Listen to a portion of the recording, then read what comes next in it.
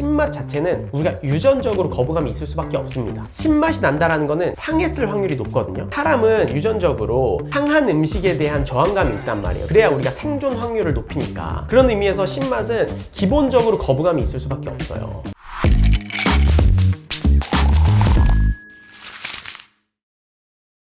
산미 있는 커피가 품질이 좋은 커피다 라고 얘기하는데 네.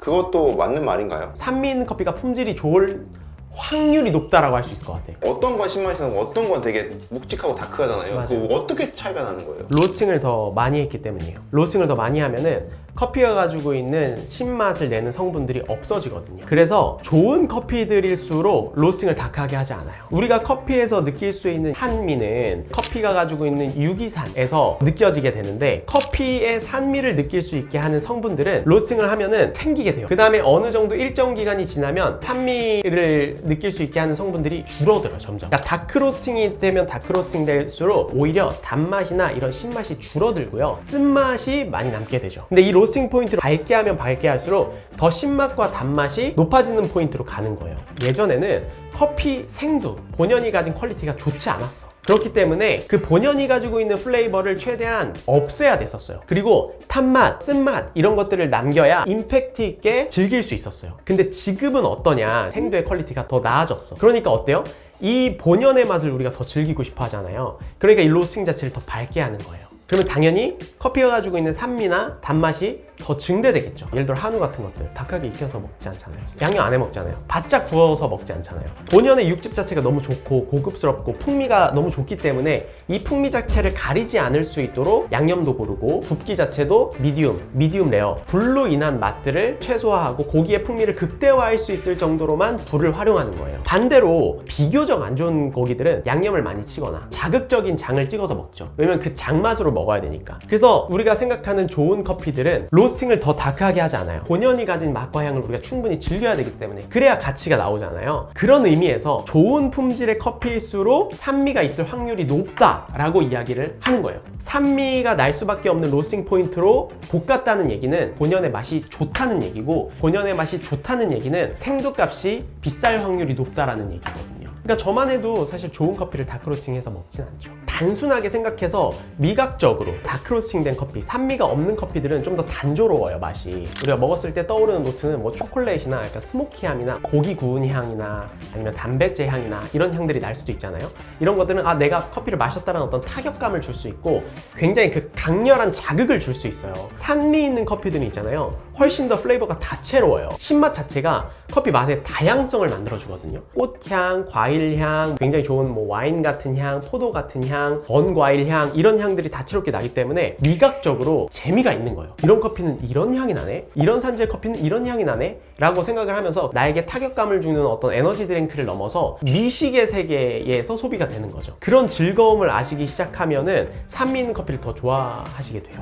근데 우리가 말하는 이 산미는 신맛과 플러스 단맛, 그러니까 달달한 신맛이에요. 좋은 산미와 안 좋은 산미, 제가 컨텐츠에서 여러 번 말씀드리지만 라임과 오렌지, 물론 라임도 노트에 따라서 좋은 산미라고 표현을 합니다. 근데 라임의 산미 정도만 있으면은 그냥 신맛만 탁 치고 들어오죠. 그러면 그냥 할 수밖에 없어요. 몸에서 거부감이 일으킨단 말이에요. 왜냐면 신맛 자체는 우리가 유전적으로 거부감이 있을 수밖에 없습니다. 신맛이 난다라는 거는 상했을 확률이 높거든요. 사람은 유전적으로 상한 음식에 대한 저항감이 있단 말이에요. 그래서 몸에서 거부 반응을 일으켜요. 그래야 우리가 생존 확률을 높이니까. 그런 의미에서 신맛은 기본적으로 거부감이 있을 수밖에 없어요. 단맛이 빠진 신맛은 부정적일 확률이 높고, 신맛은 단맛이 포함돼야 우리가 이야기하는 이 산미로 표현이 되는 거예요. 매 사람마다 그 산미에 대한 역치가 다르거든요. 어떤 사람은 산의 강도가 높아도 그렇게 시다고 느끼지 않는 사람이 있고, 조금의 신맛만 있더라도 되게 시다라고 느낀 사람이 있어요. 근데 그거는 유전적으로 그럴 수도 있고요, 아니면은 기본적으로 신맛이 나는 산미가 있는 커피를 많이 드셔본 경험이 없기 때문에 거부감이 느껴질 수도 있어요. 근데 신맛에 대해 어느 정도 적응하잖아요? 그러면은 커피 안에 다채로운 과일과 꽃과 플레이버들을 감각하실 수 있게 되시면 확실히 그 커피에서 헤어나오지 못하시더라고요. 제가 이거는 품질이 좋은 커피에서 나는 단맛이 있는 산미다 라고 얘기해도 무작정 시다고 하시는 분들이 많거든요. 이걸 어떻게 좀 잘 전달할 수 있을까요? 근데 뭐 고객이 시다고 느끼면 싫은 거죠.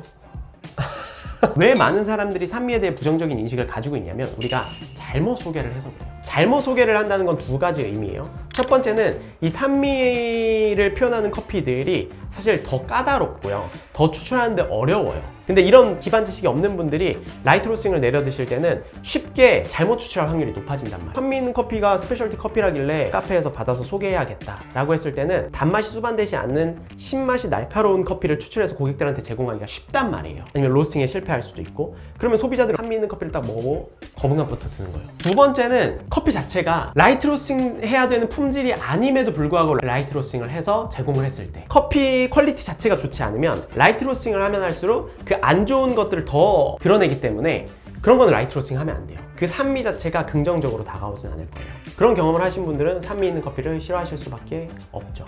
그런 경험 많지 않아요? 피디님도? 그렇죠. 피디님은 처음에 어떤 커피 드셨어요? 집에서 브라질 세아도 NI2 먹었죠. 처음부터 산미 있는 커피 좋아하셨어요?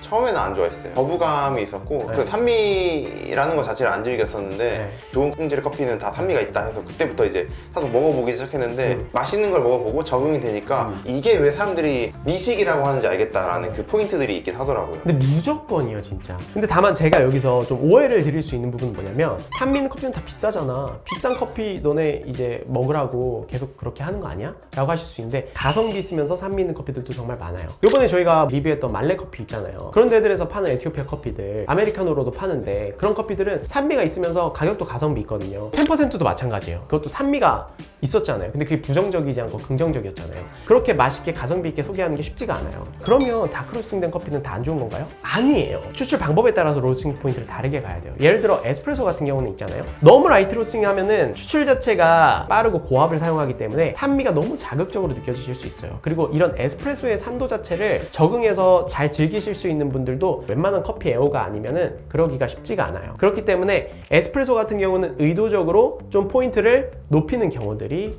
있죠. 그렇기 때문에 모든 안 좋은 커피가 다크 로스팅된 커피다 라는 거는 아니에요.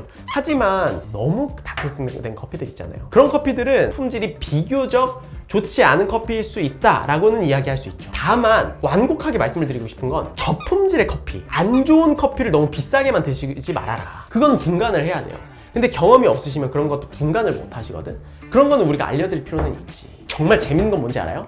여러분들 커피만 모른다고 하잖아요. 아니에요. 내가 업계에서 정말 많은 카페들을 돌아다녔잖아요. 세팅하고 교육하고 했잖아요. 커피 맛이 맛 없는 데는 고객이 커피 맛을 모른다고 생각하더라도 시간이 지나면 있잖아요, 안 가. 그리고 고객들도 여러 카페에서 커피를 먹어보면서 아무리 커피를 모르는 사람들도 맛을 비교하기 시작하고 알아가기 시작하잖아요. 장사가 안 돼. 기가 막혀. 제가 가본 매장을 하면 횟수로 따지면 1000번이 넘어요. 그러면서 쌓인 빅데이터라니까요. 제가 이 자리에 말씀드리고 싶은 건 커피가 가지고 있는 좋은 성분들을 더 잘 드러내려면 필연적으로 산미가 생길 수밖에 없기 때문에 산미 있는 커피가 좋은 품질일 확률이 높다라는 건 말씀드릴 수 있어요. 다만 고소한 커피를 좋아한다고 해서 내가 커피를 잘 못 즐긴다, 이거는 아니다. 중남미 커피 같은 거, 엘살바도르 뭐 기본적으로 워시드 커피라든지 온두라스 커피라든지 되게 단맛이 좋은 커피들이 있거든요. 이런 커피들은 라이트 로스팅을 해도요, 약간의 시트러스한 노트들과 함께 견과류, 그리고 밀크 초콜릿, 브라운 슈가라든지 단맛이 좋은 노트들이 있어요. 이런 커피들은 고소하다고 여러분들이 충분히 느끼실 수 있을 거예요. 근데 이런 커피들 고품질 커피거든요. 그런 커피들을 즐기시는 분들도 있죠. 다만 내가 선호하는 노트가 다른 거죠. 예를 들어서 내가 성수동 힙한 카페 갔어. 근데 아메리카노 4,000원인데 막 게이샤라고 써있는데 이게 막 8,500원, 9,000원이래. 게이샤 한번 먹어봐도 괜찮을까요? 우리도 이번에 BOP에서 2위 낙찰 받았잖아요. 가치를 우리는 알기 때문이거든요. 근데 그 가치를 모르는 분들은 이게 비쌀 수밖에 없죠. 근데 그것도 이해하지. 그러면 그 가치를 알려면 수많은 테이스팅 경험이 있어야 되고 재반 지식들 다 알아야 되거든. 그래야 그 가치를 온전히 느낄 수 있어요.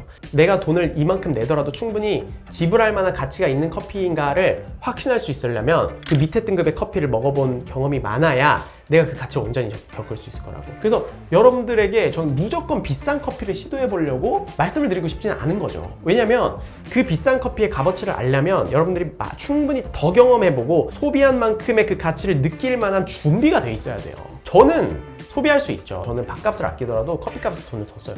제가 아내랑 같이 일본 여행을 갔을 때도 저희가 밥값을 5만 원 썼거든요. 2박 3일 동안 편의점에서 닭꼬치 먹고 라면 먹고 길거리에서 붕어빵 먹고 다녔는데 커피는 제일 맛있는 걸로 먹었단 말이에요. 왜? 우리는 그런 가치를 아니까. 피디님 말씀대로 게이샤를 드시더라도 그 가치를 느낄 수 있는 준비가 되셨을 때 드시는 게 좋다. 한 번 사는 인생, 여러분 커피 안에도 이런 다양한 맛이 있다는 걸 즐기고 가셔야 되지 않겠습니까? 산미 있는 커피를 즐기면 힙쟁이가 될 수 있을까요? 아, 그건 아니에요. 그런 프레임으로 가면 안 돼. 겉멋들면 안 된다고. 이게 산미 커피를 즐긴다고 해서 뭔가 우월해지고 그런 건 아니에요. 저는 우월해지고 싶어서 시작했는데 나는 이 정도 커피도 마신다? 이런 걸로 시작했는데